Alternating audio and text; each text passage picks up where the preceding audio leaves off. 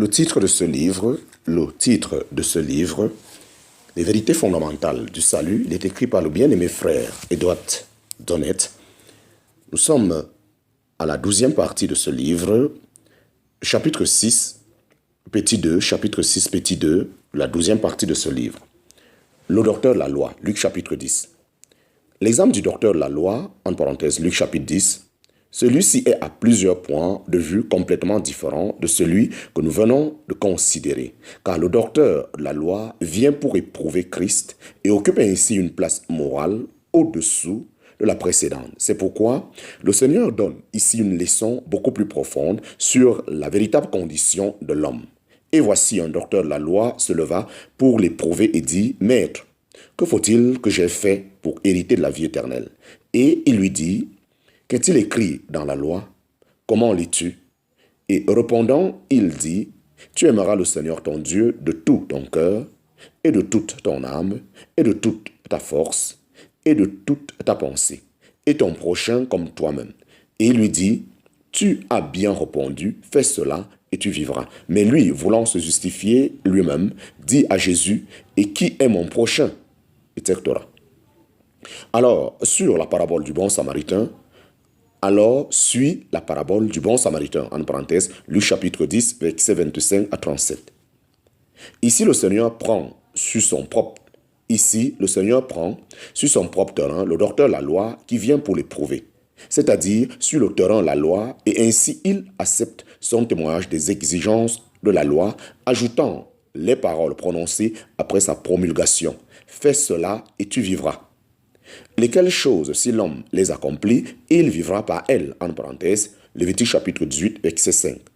Mais il emploie la loi selon son but divin comme le type des exigences de Dieu à l'égard de l'homme dans la chair et comme tel apportant la connaissance du péché, en parenthèse, Romains chapitre 3, verset 20.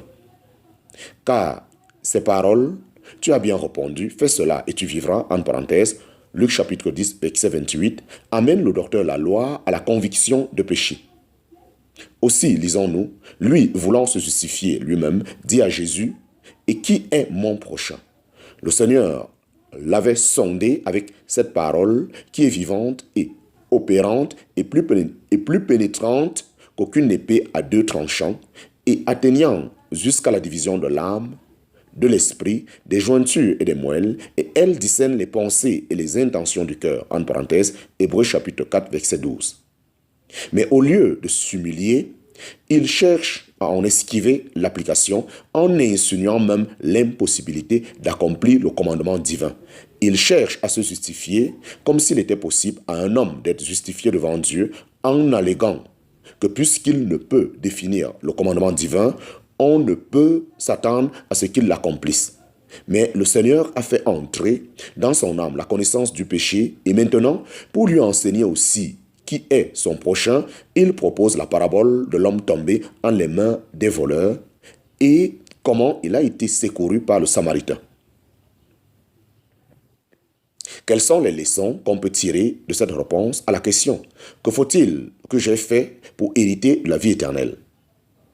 Ce n'est pas seulement que l'homme ne peut rien faire, mais qu'il est convaincu comme pécheur devant Dieu, en sorte que nous avons dans cette parabole le tableau de la condition de l'homme. Elle est ainsi décrite. Un homme descendit de Jérusalem à Jéricho et tomba entre les mains des voleurs, qui aussi l'ayant dépouillé et l'ayant couvert de blessures, s'en allèrent, le laissant à demi-mort. En parenthèse, Luc chapitre 10, verset 30. Le lieu même où le voyageur est assailli est significatif. Il descendait de Jérusalem,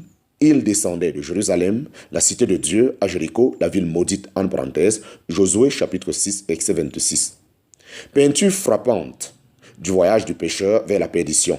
Il tomba en les mains des voleurs qui le dépouillent, le blessent et s'en vont, le laissant à demi-mort. Et ainsi, le voilà agissant sans aide et sans espoir et sur le point de mourir.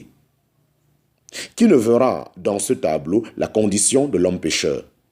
Et quelle folie ne serait-ce pas à celui qui se trouve dans un tel état de demander « Que faut-il que j'aie fait pour hériter la vie éternelle ?» La question est plutôt « Qu'a-t-il à faire pour le sauver ?» Et c'est ce que le Seigneur veut enseigner au docteur Laloy, la folie d'un pécheur qui demande ce qu'il peut faire, tandis que s'il est sauvé, ce doit être par la grâce et par l'intervention d'un autre. Cette dernière vérité est dépeinte dans le Samaritain. Mais auparavant, un sacrificateur et un lévite passent par là et abandonnent le malheureux homme à son sort, montrant l'impuissance de la loi à sauver l'âme. Alors, le Samaritain se présente et, le voyant, il fut ému de compassion et s'approcha et banda ses plaies, y versant de l'huile et du vin, et l'ayant mis sur sa propre bête, il le mena dans l'hôtellerie et eut soin de lui. Et le lendemain, s'en allant, il tira 2 deniers et les donna à l'hôtelier et lui dit, « Prends soin de lui et ce que tu dépenseras de plus, moi à mon retour, je te le rendrai. » En parenthèse, Luc chapitre 10, verset 35, verset 33 à 35. Qui est donc le Samaritain? Certainement nul autre que Christ. Christ, dans la compassion de son amour, cherchant et sauvant ceux qui étaient perdus, car il est ému de pitié pour la misère de l'homme pauvre et abandonné. Il bande ses plaies, il le conduit dans un lieu sûr, le soigne, l'entretient et pourvoit à tous ses besoins. Jusqu'à son retour. De toute cette scène, nous apprenons donc que l'homme est pécheur. Nous apprenons donc, point numéro 1, que l'homme est pécheur. Point numéro 2, en tant que pécheur, qu'il est à la fois perdu et sans aide. Point numéro 3, par conséquent, qu'il ne peut rien faire. Et point numéro 4, que s'il doit être sauvé, ce serait seulement par Christ et par ce que Christ a fait. Amen et amen. Chapitre 6, petit 3, le geôlier de Philippe. Ceci nous amène à examiner l'exemple du geôlier, en parenthèse, Actes chapitre 16. Nous prenons celui-ci plutôt que celui des Juifs au jour de la Pentecôte parce que la question qu'il pose est plus positive. Paul et Silas avaient été mis en prison à Philippe. À l'instigation d'une foule irritée et sur le minuit, lisons-nous, les apôtres priaient et chantaient les louanges de Dieu. Lorsque tout d'un coup, il se fit un grand tremblement de terre, de sorte que les fondements de la prison furent ébranlés. Et incontinent, toutes les portes s'ouvrirent et les liens de tous furent détachés. En parenthèse, Actes chapitre 16, versets 25 à 26. Le gardien de la prison fut terrifié et dans l'agitation du moment, croyant que les prisonniers s'étaient enfuis, il se serait tué sans l'intervention de Paul. Ayant demandé de la lumière, le geôlier s'élança dans la prison et tout tremblant, il se jeta aux pieds de Paul et de Silas. Et les ayant menés dehors, il dit, « Seigneur, que faut-il que je fasse pour être sauvé ?» Et il dit, « Crois au Seigneur Jésus et tu seras sauvé, toi et ta maison. » En parenthèse, Actes chapitre 16, versets 27 à 31. Quoique Paul et Silas, pourquoi Paul et Silas répondent-ils autrement au geôlier que le Seigneur ne l'avait fait dans les 2 cas précédents?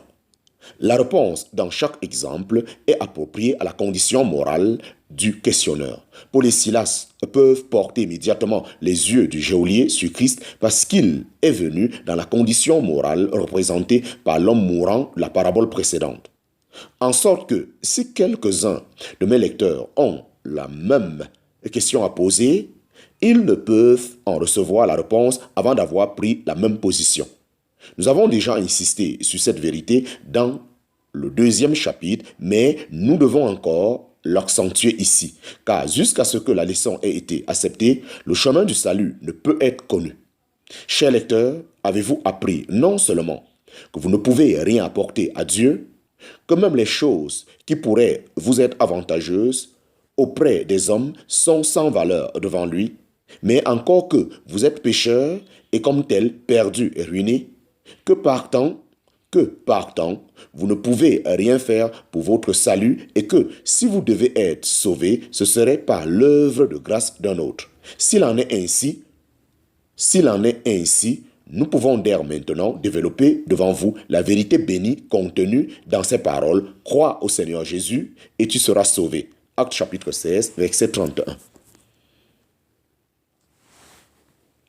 Donc, pour être sauvé, pour avoir la vie éternelle, il vous faut croire au Seigneur Jésus-Christ. Ce n'est pas une question de faire, mais croire. Maintenant, ce n'est pas ce que le pécheur peut faire, mais ce que Christ a fait. Car il a pris sur lui ce que j'avais mérité, tandis que je reçois le fruit de ce qu'il a fait.